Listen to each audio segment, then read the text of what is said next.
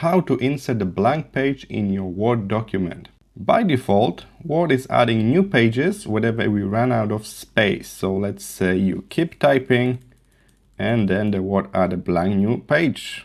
But that's not the ideal solution. How can we, for example, add the blank page here in the middle of the text? For that, we can use Insert and then select a blank page. And here it is, we got a whole blank page in the middle of the document, and then the text resume.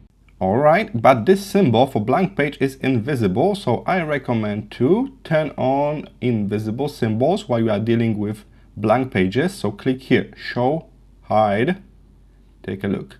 Blank page is simply two page breaks together. That's all. I can actually add text here between them. Can I add the blank page at the beginning of my text? Sure.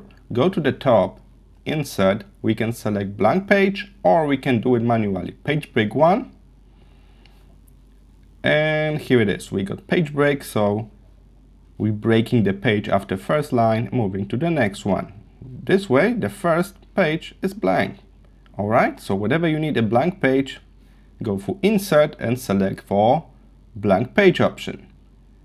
If you got troubles with this option, you can also just do a page break, single page break. This way you can break in certain point on the page and move all of the rest to the next one. At the end of your document, whenever you run out of space, the program will automatically add a page for you. I hope this was helpful. See you in the next one.